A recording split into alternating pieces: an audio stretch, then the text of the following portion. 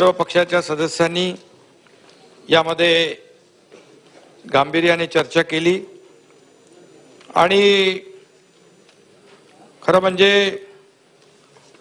सर्वांनीच अतिशय पोटतिडकीने या सभागृहामध्ये मराठा आरक्षण या अतिशय महत्त्वाच्या विषयावर गांभीर्यपूर्वक चर्चा केलेली आहे। सर्वांची आपली भावना एकच आहे की मराठा समाजाला आरक्षण मिळालं पाहिजे आणि म्हणून आपली जशी सगळ्यांची भावना तशी मुख्यमंत्री म्हणून माझी देखील पहिल्या दिवसापासूनची भावना आणि इच्छा मी देखील व्यक्त केलेली आहे।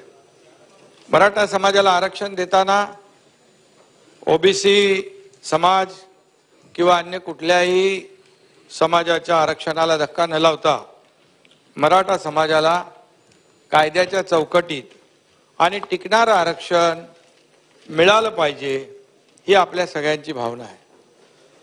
ज्या समाजानं या एकीकडं पिढ्यानपिढ्या शेती करून अब्जावधी लोकांची पोटं भरली आणि दुसरीकडे आपल्या देशासाठी मातृभूमीसाठी देखील जीवाची बाजी लावली हे अनेक उदाहरणातून आपण पाहिलेलं आहे।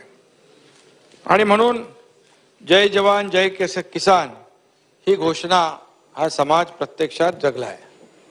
अध्यक्ष महोदय, छत्रपती शिवाजी महाराजांच्या आशीर्वादानं या मराठा समाजानं महाराष्ट्राच्या विकासात मोठं योगदान दिलेलं आहे। तोच मराठा समाज आज आपल्या हक्कासाठी उभा ठाकलाय, रस्त्यावर उतरलाय। आर्थिक शैक्षणिक आघाड्यांवर या समाजाच्या पदरी मागासले पण पडलेला आहे। गेल्या काही वर्षात हा समाज सामाजिक दृष्ट्या सुद्धा मागे पडलाय आणि म्हणून अन्य मागास समाजाप्रमाणे मराठा समाजाला देखील या ठिकाणी आरक्षणाच्या माध्यमातून आपली प्रगती करायची आहे आणि हा त्यांचा अधिकार देखील आहे। या मागणीसाठी काहींनी भावनांच्या भरात अतिशय टोकाचं पाऊल उचलून आत्महत्या देखील केलेल्या आहेत आणि हे देखील अतिशय मन विषण्ण करणारं आहे, अतिशय वेदनादायी आहे आणि म्हणून कुणालाही हे परवडणारं नाही आणि आपल्या सगळ्यांच्याच भावना यासाठी एकच आहेत। राज्यातल्या इतर सर्व समाजाशी मिळून मिसळून मराठा समाजानं आजवर महाराष्ट्राची सांस्कृतिक सामाजिक बांधिलकी आणि बांधणी देखील घट्ट केलेली आहे। यामध्ये महाराष्ट्राच्या विकासाला मी मगाशी म्हटल्याप्रमाणे मोठा हातभार देखील लागलेला आहे। पण गेल्या काही दिवसापासून राज्यातील सामाजिक जे वातावरण आहे, जे काही आपली संस्कृती आहे, आपली परंपरा आहे, हे दूषित करण्याचा देखील प्रसंग या ठिकाणी घडलेत आणि तशा प्रकारचे प्रयत्न होताना आपण पाहतोय। कुठल्याही दोन समाजामध्ये तेढ निर्माण होणं हे राज्याच्या दृष्टीने चांगलं नाही आणि भूषणावं देखील नाही आहे। याबाबत आपल्या सगळ्यांचं एकमत आहे। पुरोगामी महाराष्ट्राला हे तर अजिबात न परवडणारं आहे आणि न शोभणारही आहे आणि म्हणून महाराष्ट्रामध्ये कुठंही तणाव वाढणार नाही याची काळजी राज्यकर्त्यांनी, त्याचबरोबर आपली सगळ्यांची, विरोधी पक्ष काय, सत्ताधारी काय, आपण सर्व लोकप्रतिनिधी जे आहोत, आपली सगळ्यांचीच ही जबाबदारी आहे आणि ती जबाबदारी आपणही आणि समाजाने आजवर घेतलेली आहे आणि म्हणूनच या ठिकाणी मराठा आरक्षणासाठी जे आंदोलन सुरू आहे त्याचा काही अपप्रवृत्तींनी फायदा घेऊ नये यासाठी सर्वांनीच दक्ष आणि सावध राहण्याची आवश्यकता आहे आणि खरं म्हणजे ती विचार करण्याची वेळ देखील या ठिकाणी आलेली आहे। राज्यात कायदा आणि शांतता, सुव्यवस्था आणि बंधुभाव कायम राखला गेला पाहिजे, कायम राहिला पाहिजे।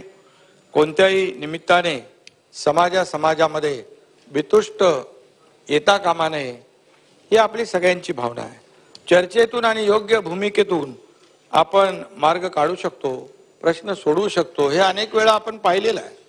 आणि म्हणून आज देखील मी या सभागृहामध्ये आपल्या सगळ्यांना विनंती वजा आवाहन देखील करू इच्छितो की आपण सगळ्यांनीच राज्यामध्ये कायदा सुव्यवस्था, शांतता, सुव्यवस्था राखली गेली पाहिजे. ही आपण सगळ्यांनीच मिळून जबाबदारी घेतली पाहिजे. सरकार म्हणून या ठिकाणी आम्ही अतिशय या प्रश्नाकडे संवेदनशीलतेने पाहतोय आणि त्याची उदाहरणं देखील आपल्या डोळ्यासमोर सगळ्यांच्या समोर आहेत. मी राज्याचा मुख्यमंत्री म्हणून राज्यातील सर्व समाज बांधव जे आहेत, सर्व जातीपाती जे आहेत, त्या माझ्यासाठी एक समानच आहेत. आमच्या सरकारसाठी देखील सर्वजण, सर्व जातीपाती, सर्व धर्मीय हे समान आहेत आणि त्यामध्ये कुठलाही आमच्या मनामध्ये भेदभाव कुणाच्याबद्दल नाही आहे. प्रत्येक समाज घटकाला राज्याच्या प्रगतीमध्ये त्याचा योग्य तो वाटा मिळाला पाहिजे अशी जशी समाजाची धारणा आहे तशी सरकारची देखील धारणा आहे आणि आपली देखील तशीच धारणा आहे. त्यामध्ये वेगळं मत कोणाचं असण्याचं काही आवश्यक कारण नाही. आज मराठा समाजाला प्रगतीसाठी आरक्षण देण्याची गरज निर्माण झाली आहे. ते आरक्षण देण्यास सरकार कटिबद्ध आहे हे मी अनेक वेळा सांगितलेलं आहे आणि सरकार सर्व पातळींवर हा जो काही लढा देतोय हे देखील आपल्याला सगळ्यांनाच माहीत आहे. आणि आम्ही देखील अनेक सदस्य या सभागृहातले शेतकऱ्याची मुलं आहोत, कष्टकरी आहोत, काही गरीब कुटुंबातून, सर्वसाधारण कुटुंबातून आपण आलेलो आहोत. त्यामुळे या बहुसंख्य जो काही मराठा समाज आज शेतकरी म्हणून राबतोय, शेतकरी म्हणून जीवन जगतोय, त्यामुळे शेतकऱ्यांच्या प्रश्नाची देखील आपल्या सगळ्यांना जाण आहे. आणि म्हणून काल देखील आपण त्या विषयावर चर्चा केली.